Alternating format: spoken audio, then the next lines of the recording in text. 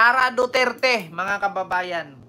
Baste Duterte at Pulong Duterte, kung napansin ninyo, mga kababayan, si Sara Duterte, binabakbakan ang Armed Forces of the Philippines. At ginawaan pa nga nila, noong panahon na nasa DepEd pa siya, ng peking resebo na tumanggap daw ng 15 million.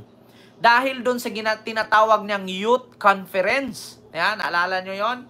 Na nagreklamo ang AFP or Armed Forces of the Philippines or nga kasundaluhan na bakit ginawaan sila ng peke na resibo na tumanggap daw sila mula sa DepEd ng 15 million confidential fund.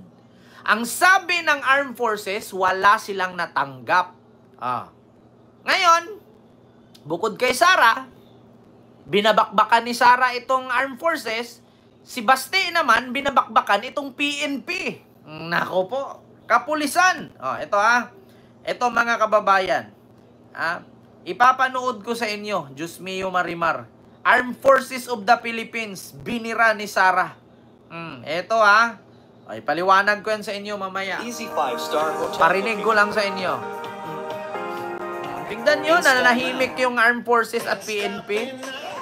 Binibira nila, mga magkakapatid. Hindi pinatulan ng Armed Forces of the Philippines ang mga patutsada ni Vice President Sara Duterte kaugnay sa paggamit ng EDCA sites para sa humanitarian assistance and disaster response ng Philippine Air Force. Ang detalye sa Agenda Weekend Report ni Francis Folbe. Nagsagawa ng Rapid Damage Assessment and Needs Analysis sa mga lugar na pinakanasalanta ng magkakasunod na bagyong Pising, Dante at Habagat. Gamit ang Black Hawk helicopter, lumipad ang mga opisyal ng Office of Civil Defense at Department of Social Welfare and Development sa Pampanga, Bulacan, Bataan at Tarlac. Kita ang lawak ng mga sakahan at residential area na lubog sa baha. Bahagi ito ng Humanitarian Assistance and Disaster Response ng Philippine Air Force. Nakipagbayanihan sa 11th Infantry Alaclan Division at Joint Task Force Orion ang Sulu LGU para maghatid ng tulong sa mga apektado ng magkakasunod na bagyo at habagat. Lula ng C-130 ng PAF ang 200 mula sa 2,000 sako ng bigas at 300 kahon ng relief items na dumating sa Villamor Air Base para maipamahagi sa mga nasalanta. Una na rin sinabi ni Defense Secretary Gibo Chodoro na handa ang US Indo-Pacific Command na umalalay sa HADR efforts ng pamahalaan. Ginagamit din ng EDCA sites para mas mapabilis ang tulong sa mga kababayang nangangailangan. Pero di kumbinsido si VP Sara Duterte. Unang-unang, kailangan siguro natin tanongin, kung totoo ba talaga na yung mga EDCA sites ay gagamitin for disaster preparedness and disaster response o sinabi lang yon para lang may masabi patungkol sa EDCA sites. Sagot ng AFP. We do not actually address critics at this time, no? We actually report what is happening on the ground. So we can assure the Filipino public na ang Sandatahang Lakas ng Pilipinas is closely working with all other government agencies and non-government agencies. Kita nyo, mga kababayan, hindi ka ba nahiya niyan, Sara? Armed Forces of the Philippines, hindi nila trabaho ang mamigay ng tulong kaya hindi sila politiko. Dapat ikaw nga na mamimigay ng tulong pero ang putang inang ginawa mo, pumunta ka lang ng dahig at ang buhay lang ng tatay mo ang siniguro mo kaysa sa taong bumoto sa'yo. Tapos pupunain mo pa. Eto mga kababayan, napasok na sa isipan ko. Hindi nyo ba na-realize na ang kapal ng mukha ni Sara natatakbong presidente sa 2028? Ngayon, ganito yan. Siyempre, tatakbo siyang presidente sa 2028. Ang kapatid niyang si Baste, kinakalaban ang PNP. Sino si Baste? Duterte. Si Sara Duterte, kinakalaban ang Armed Forces. Sino si Sara? Duterte. Pag naging presidente si Sara, pag dumating ang panahon na hindi magustuhan ng taong bayan ang pamumuno niya, kapag nagkudita, sa tingin ninyo, tutulungan siya ng PNP at Armed Forces? Tanong ko lang sa inyo, mga kababayan.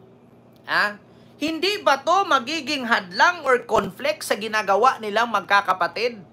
Kapag naging presidente si Sara, kapag puro kapalpakan ang ginagawa niya at magprotesta ang taong bayan, may possibility na hindi siya tutulungan ng Armed Forces at ng PNP. Di ba? Kasi ngayon pa lang, yung kapatid niyang si Baste, binababoy ang PNP, si General Torre.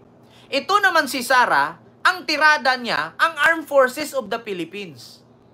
Pag dumating ang panahon, na guguluhin ng taong bayan ang pamumuno ni Sara kasi gusto nga daw niya maging presidente sa 2028.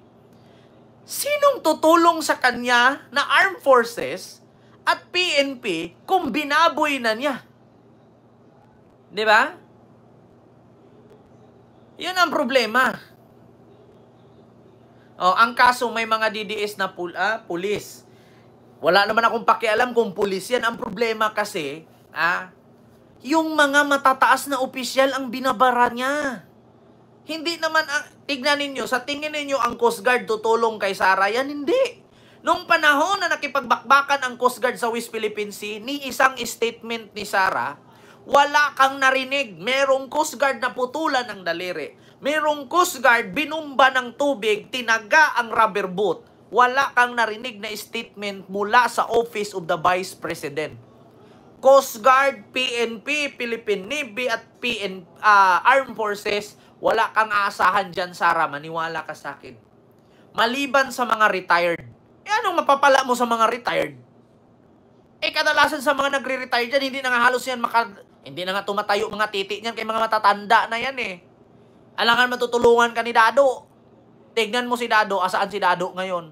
Nanahimik ang kayabangan. Diba? Sabi ko sa inyo mga kababayan, kapag si Sara ang maging presidente sa 2028 at magkakagulo ang Pilipinas, wala kayong aasahang tutulong na Armed Forces at PNP sa kanya. Ngayon pa nga lang, binaboy na niya Baka nakalimutan ninyo mga kababayan, ginawaan nila ng peking resibo na tumanggap daw ng 15 million ang Armed Forces. Dinamay nila dyan sa pambubudol at pagnanakaw nila sa confidential fund sa DepEd. Di ba? Hindi tayo nagsisinungaling dito. Ito yung katotohanan, mga kababayan. Continue natin muna to. Iisa lang po ang puso natin dito. Ang role po natin is tumulong. Wala po tayong ibang intensyon. But tulungan ang ating mga kababayan na nagiging biktima po nitong sakuna. Tuloy-tuloy pa rin ang operasyon ng mga sundalo sa lahat ng lugar na naapektuhan ng bagyo. Sabi ni Dulce Ates, baka daw gilit ako sa liig pag nanalo si Sara. Ba't ako magigilit? Sino ba si Sara pag nanalo siya? Magbabago ba buhay mo? Pag nanalo si Sara, magbago ba buhay mo? Tangina ka?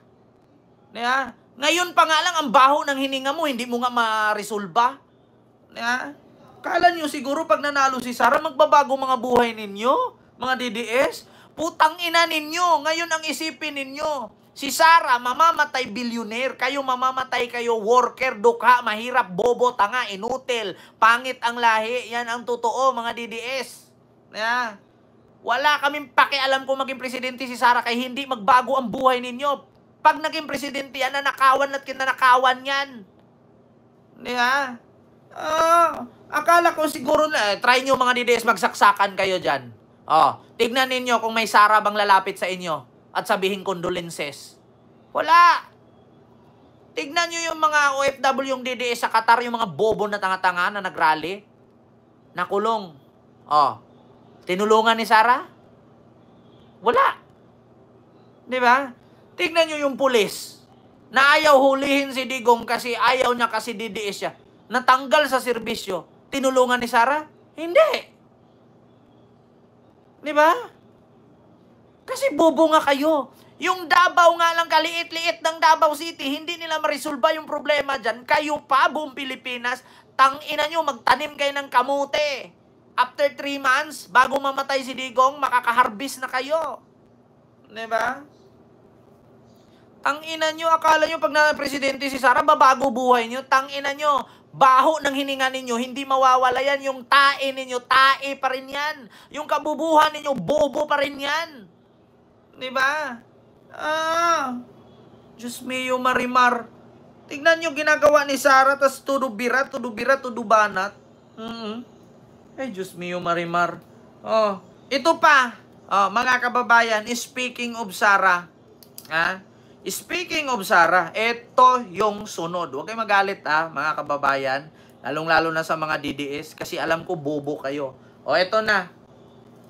Kumakalat ngayon, mga kababayan, bago ideklara.